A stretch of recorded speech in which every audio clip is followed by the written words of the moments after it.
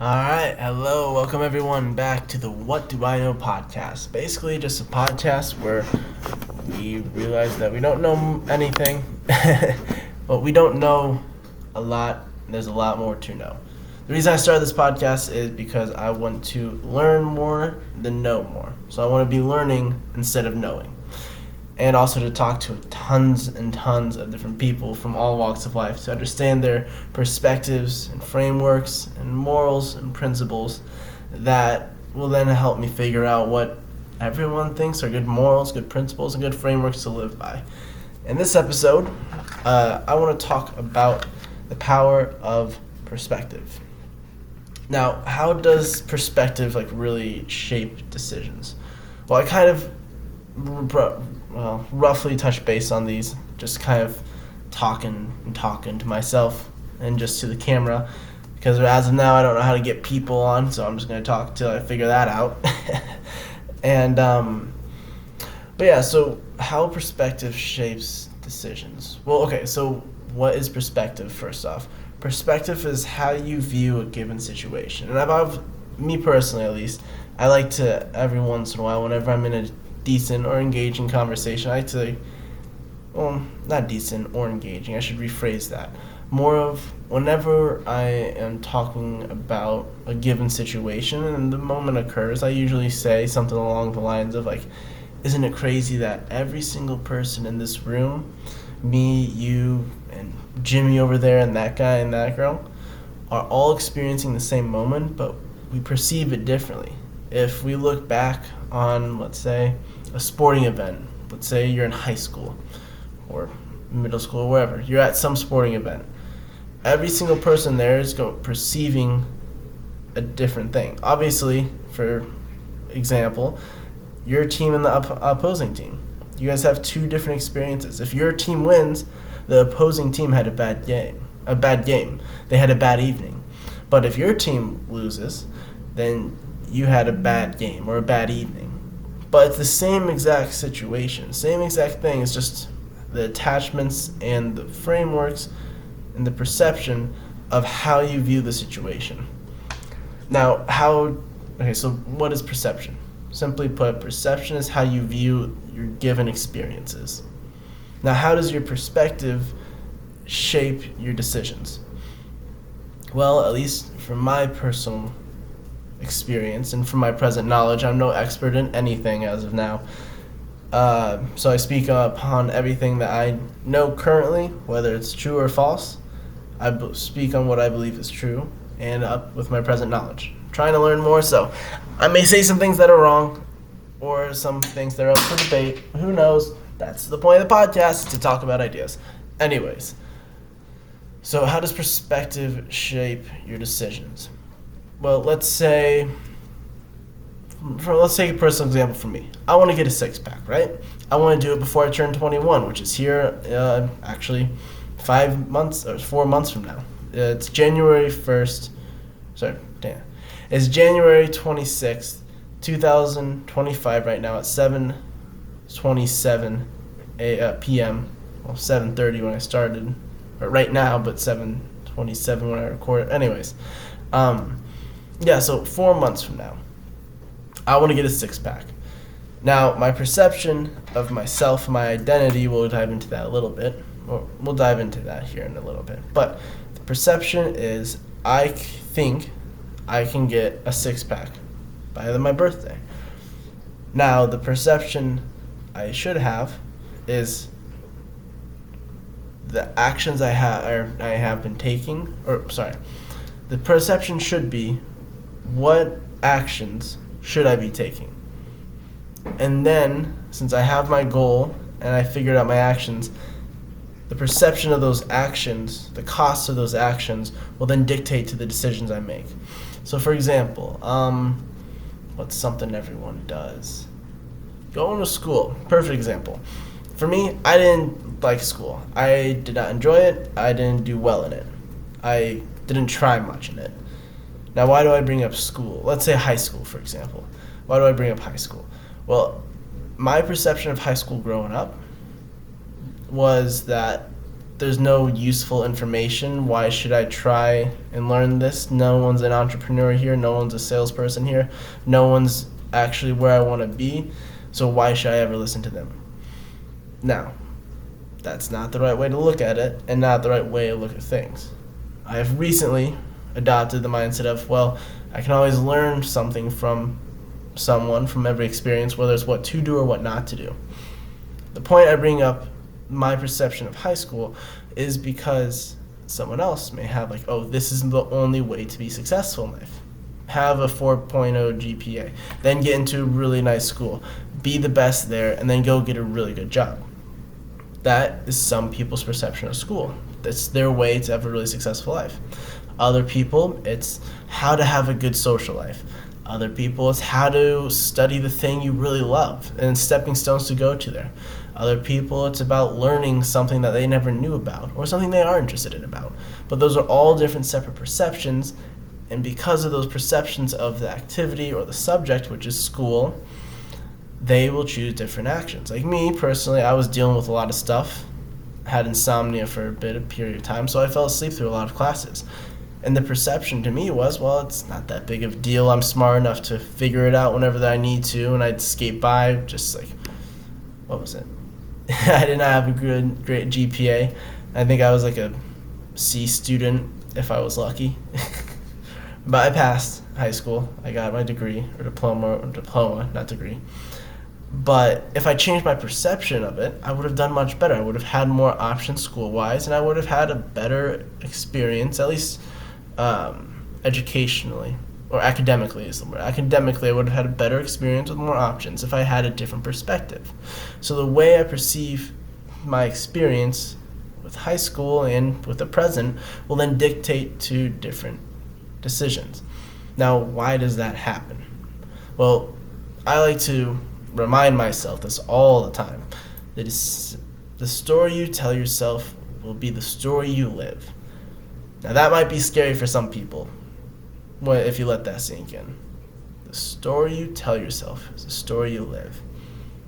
Because I know for at least myself, that story is not too positive. It's pretty harsh. I would never say the things I utter in my mind towards myself to anyone else. I bet a lot of people are like that as well. So, which is why I said that it might be a little scary for people to sit with that idea. I would like to say it's a fact, but I have no way to back it up. But I believe it is very close to the truth, that the story you tell yourself is the story you live. And that is the perception of yourself, which is tied into your identity. But perception dictates your decisions because of the story that is tied with the decision. So what's the correlation between perception and decision? Perception is how you perceive the present moment given your past experiences and your present knowledge, tied with the hopes and predictability of the outcomes that you desire given your past experiences and present knowledge. Your perception then shifts that the information and the experiences into the possible outcomes. So let's say, for example, let's talk about, there it is, one day I'm going to get over that. But not today. I'll figure around that. Eventually I'll have like a proper recording software and a proper camera, but I'm in no place to focus about that. I probably won't be in a good place for that till after I'm 21. But where was I? Yes, so I completely lost my train of thought there. Dang. What was I talking about? Perception, decision. Oh yeah, so perception okay, let's say we were talking to someone who has trauma. Let's say from my personal experience with helping a friend, or a couple of people actually, someone's been sexually abused, right? So then, because of those past experiences and their present knowledge, will then lead them to believe and have the perception of men are scary, or certain men are scary, or certain actions are scary, or certain things will always hurt me.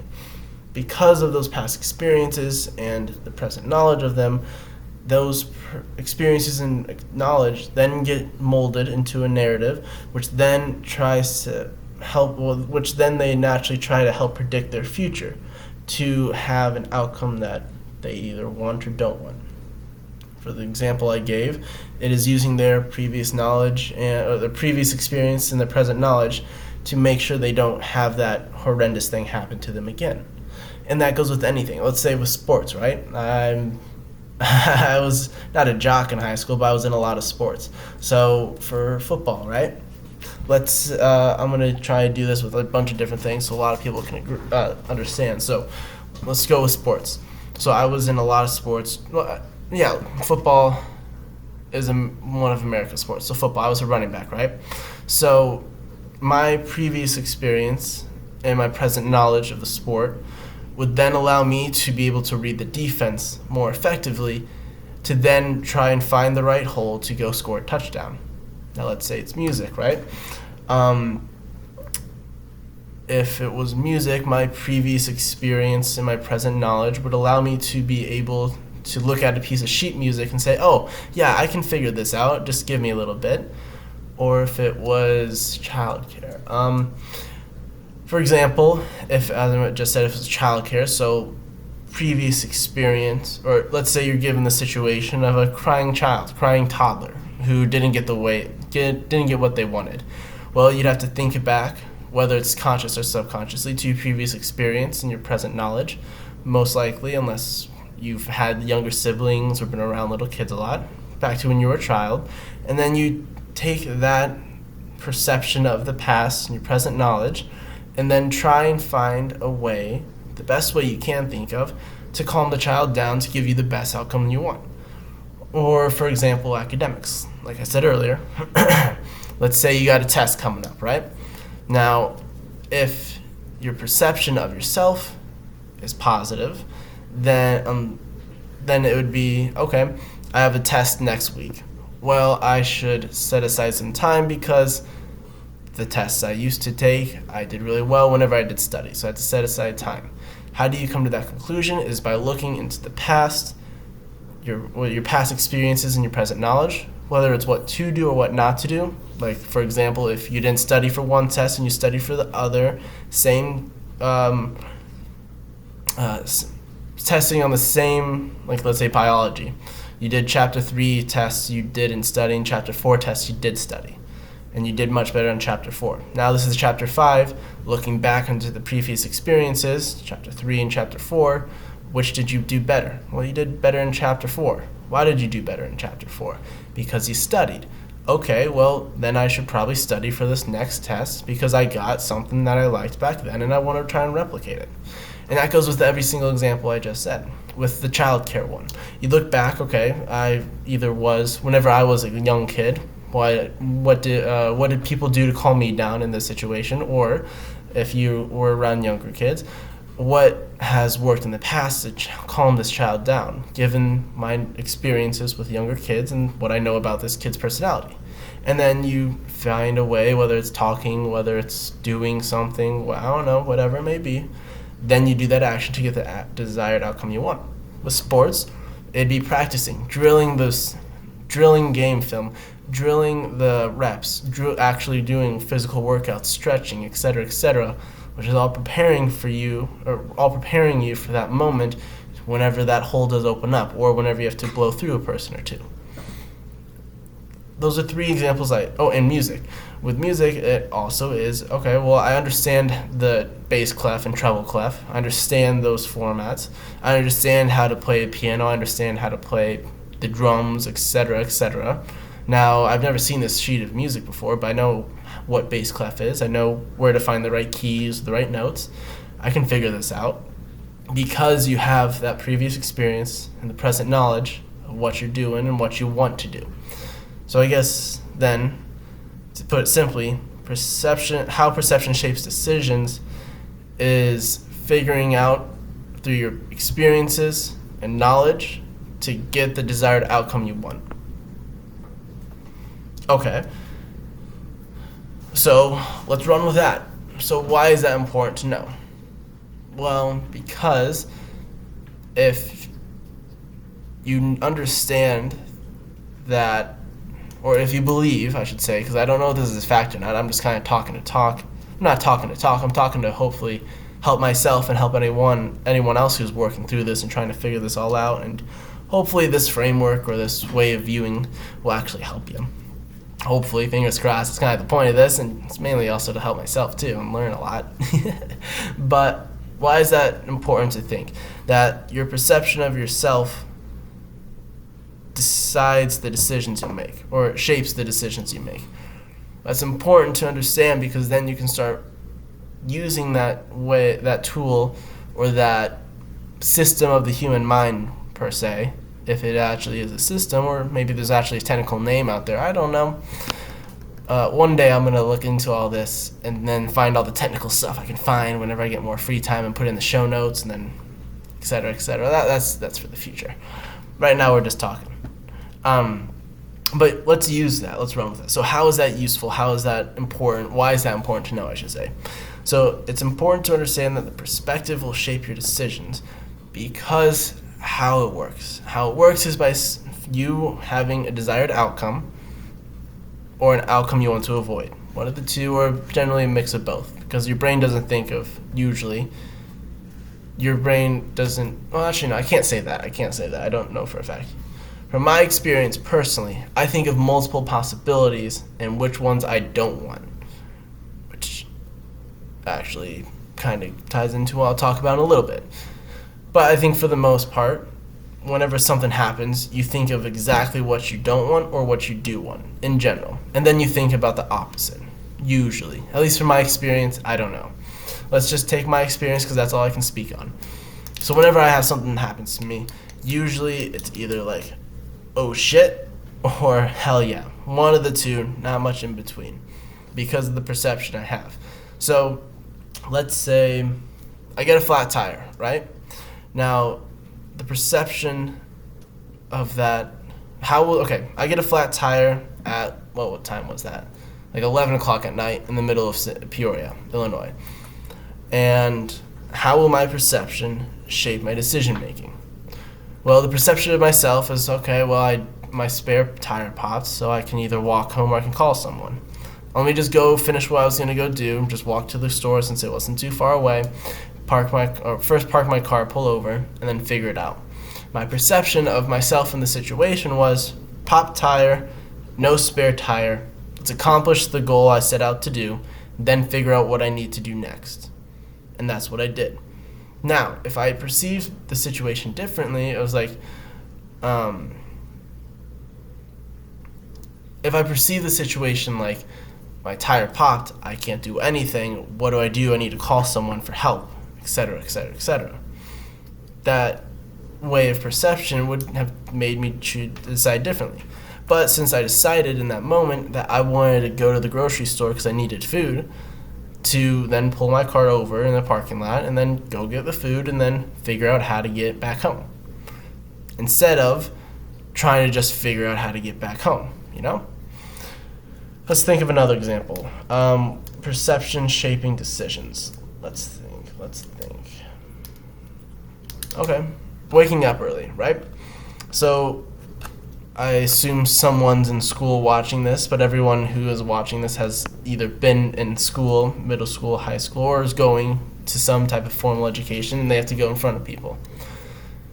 Now, the perception, let's say, of oneself will dictate their morning routine, which is their decisions they take in the morning.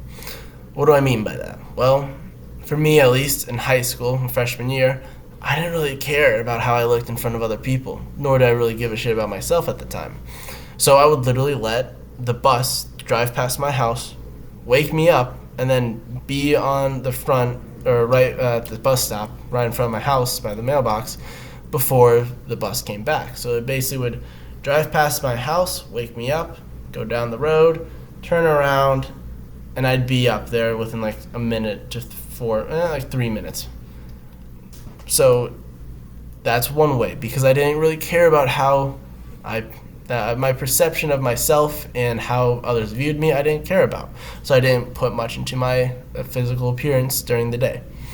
Now, other people who care about how others view them and how they look for themselves would put a lot more care into their morning routine. They wake up, they wash their face, they maybe put on some makeup, or maybe they just try on some outfits, etc. Or maybe they just already had an outfit laid out beforehand, maybe they have some breakfast, I don't know, I'm not them. But the point being is that because they have different views, they have a different perspective about themselves, they will act differently. They will put different actions into place because of the story, the viewpoint they have about themselves and the situations before them, or about the future. Now, for example, the future, right?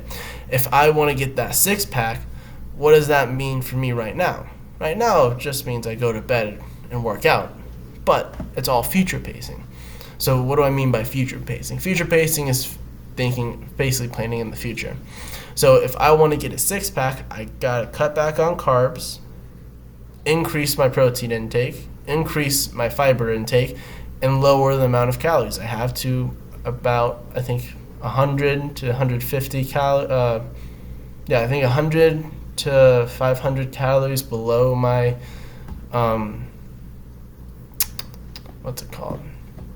below my minimum threshold. If I recall correctly, I think it's like 100 to 150 calories. I don't know for sure. But whatever it is, I have to look into it again.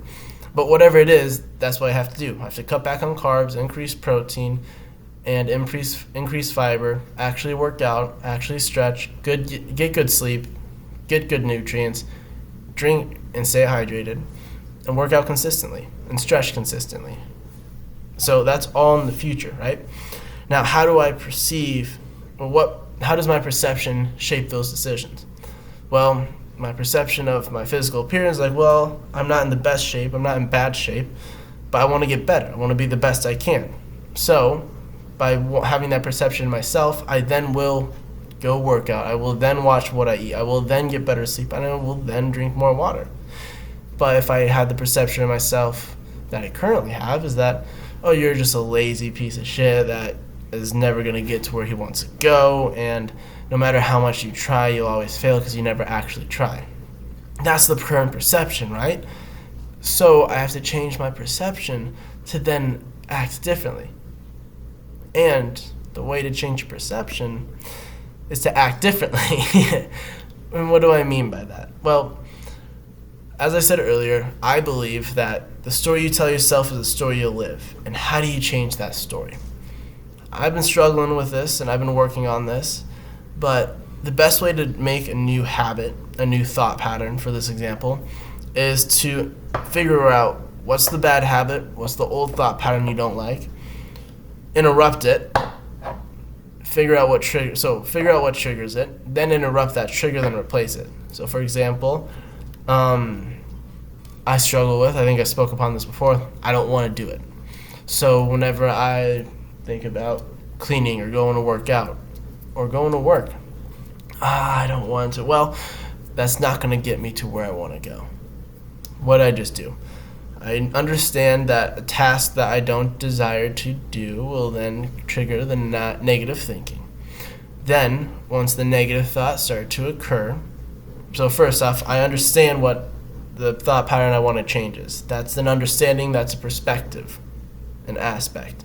Perspective is, this is what I want to avoid. Right? So while perceiving it, perceiving it, I don't want to, then my decision was to interrupt that thought and say the positive thing. Once again, I understand I want to change, so let's run through that again. Oh, I don't want to go to where, well, that's not going to get me to where I want to go. I don't want to, negative thing, interrupted because I perceived the negative, and then interrupted and said the positive thing that I want to be thinking, right? Does that make sense? I hope it does. But yeah, hopefully I explained why that's important. Now, I guess the next step would be discussing why empathy is important for understanding. My very, very wise, wonderful ex, Gabriella, told me that trauma is perceived the same. The very worst thing that happens in your life, or it happens in life for someone, is perceived the exact same for everyone else.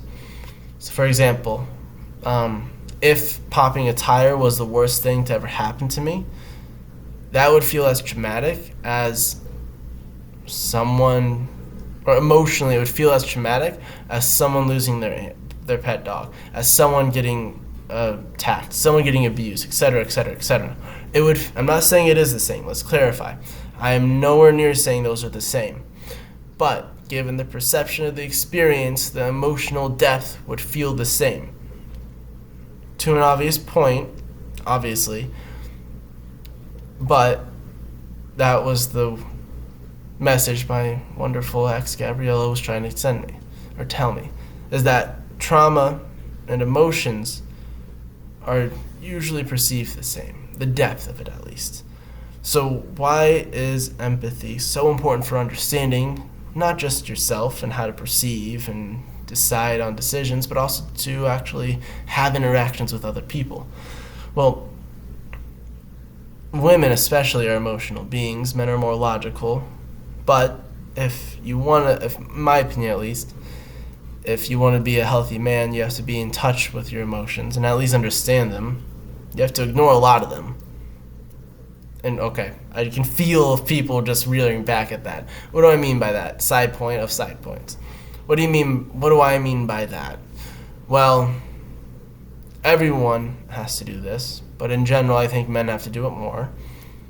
Ooh, that's going to be touchy. Well, okay, I'm going to explain it, and here's why. Traditionally, right, through human history, men would have to put aside their feelings of fear, discomfort, unease, and go do the thing they have to do. As a man, you have to be, if you want to be successful by your definitions, you're going to have to sacrifice everything you like for the things that you aren't going to like that will get you closer. And I'm working on that myself. Now, in general, as a woman, from my experience and my perception, as a man, just being around a lot of women, they tend, in general, to just kind of go off of what they feel in the moment. They don't really think about it as much as a guy would, and they just kind of go off of how they feel. They go off the vibe or their intuition. Now, women have great intuition usually, and that's perfectly fine and normal for women to do that. But you have to understand that, one, men and women are wired differently mentally. Men are logically based. So for the reason I said what I said is that men have to avoid some of their feelings, or just ignore some of their feelings, right? For me, specifically, let's say I don't want to go do something, right? So I'll just go distract myself. That's the easiest way to not think about it. For me, it's just watching mindless, not mind-numbing shit on YouTube. I think everyone has something similar. Or doom scrolling. That I know everyone does. Or mass average does. So I don't want to do something because I feel uncomfortable. I feel distressed. I feel stressed. I feel uncomfortable. I feel lazy. I feel tired. I feel hungry, etc., etc., etc. So I'm just going to not do what I was going to go do and go do something that I feel would make me feel better. And that's mainly why I said what I said. Because at least for me, as a guy, it never makes you feel better. Just makes it worse. Always will make it worse. Always. Now, hopefully that cleared up the air a little bit. I can feel the comments eventually. I hope this is... oh, maybe this clip is going to get taken out of context or some shit like that. That'd be funny. Anyways, that is a conversation for another day with other people on here. Oh, Lord. Alright, so why is empathy important for understanding yourself and others? Well, what is empathy? Empathy is understanding the emotion of others given their perspective. And why do I explain it like that? Well, actually, I don't think I have my phone on me. No, I don't. Where is it? Oh, it's charging over there. Okay, I was going to look up the definition of empathy. I don't know off the top of my head, honestly. But I think what empathy is is seeing understanding someone's emotional state given what you know about their personality, their past experiences, and what happened just now. Even if you don't know them at all, even if you don't know their past, you can still have empathy given the situation that you just saw or witnessed them have, or heard of, whatever it may be. So why is that important? Well, first off, it's important because humans are emotional creatures in general. Men are emotional, not as much as women, but men, yes, we are emotional. We're more logical creatures, but everyone has emotions, whether you like it or not. We just perceive those emotions and digest and decipher those emotions differently. But everyone has emotions, including you as yourself. As you obviously know, I'm just kind of repeating myself. Apologies. But because everyone has emotions, if you have empathy, you can understand others better. And why is it important to understand others? Well, one, humans, us as a species, we're social creatures. They've kind of been wired to be around people, and if you aren't around people for a period of time, it gets very lonely and you go down a very bad spiral very, very quickly. Very quickly. So, if you have empathy for others, you will then be able to understand other people better. You'll have better social understanding of others and the group as well. You'll be able to find out the vibe. What is the vibe? Well, now this is a whole side point of side points. All right, so what is the vibe? What do people talk about by the vibe? Well, I think of it as like vibrations, right? Everything's vibrating. It's been known that everything is vibrating at a subatomic level, right? So what the vibe is the vibration of the average person or the individual given their emotional state. Now, what do I mean by that? Well, let's say I want to have good vibes. How do you not have good vibes? Well, you act and sound and look and feel depressed and sad and etc., etc. Now, this is all a really complicated subject that I don't know much about, as everyone should understand by now.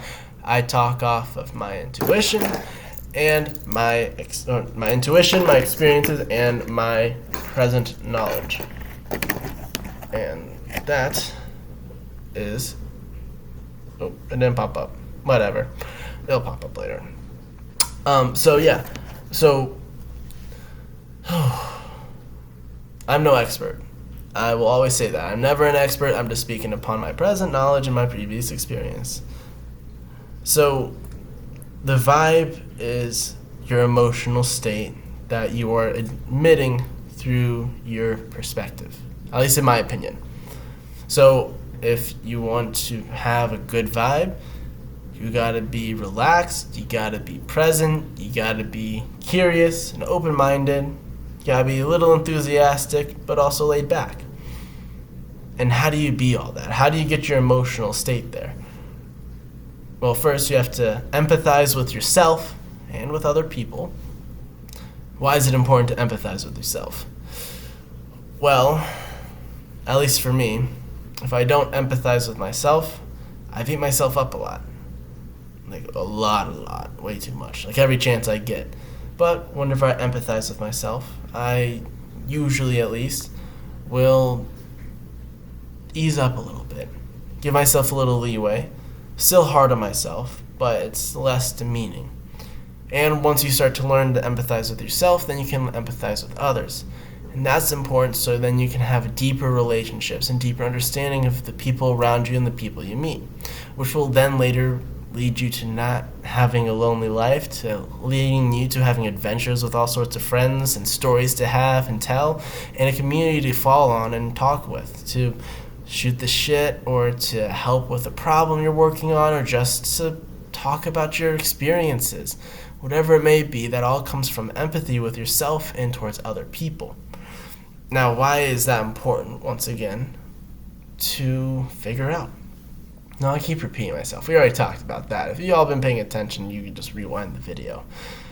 Okay, So we've talked about how does perception shape your decisions. We've talked about the importance of empathy for understanding others and for yourself. What is empathy?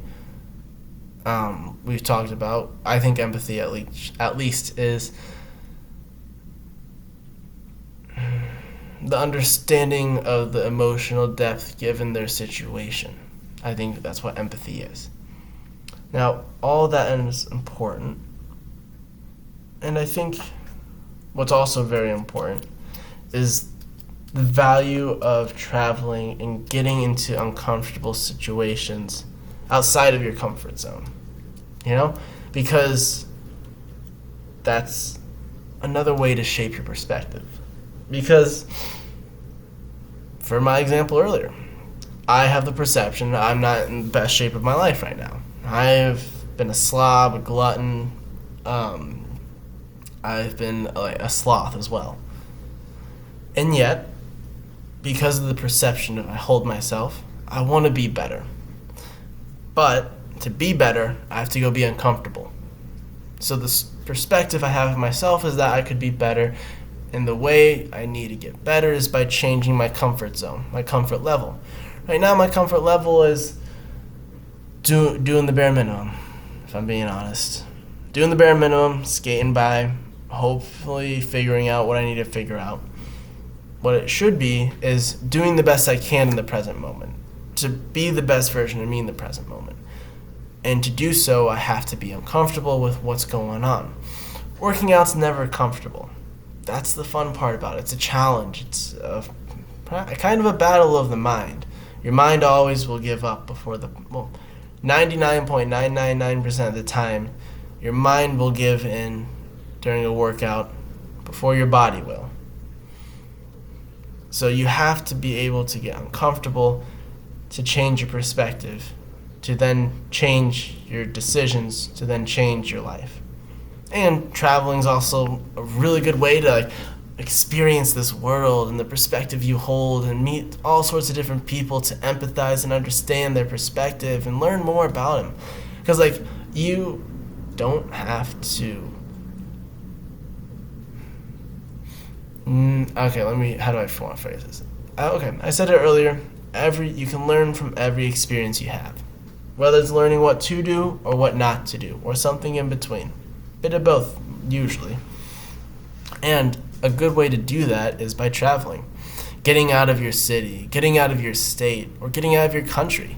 You go to see how different groups of people, different cultures think and perceive things, and how they handle certain situations, and how they handle one another in social interactions, which will then allow you to either figure out what you like and don't like, figuring out what you perceive and what you think and how you do things is either right or wrong, but you have to be open to that.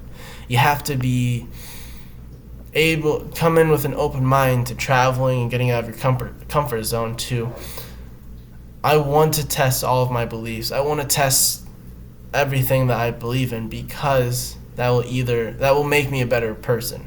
That will make me more intelligent. It will make me wiser. It will make me more empathetic. It will make me more understanding. It will make me smarter. It will make me more experienced.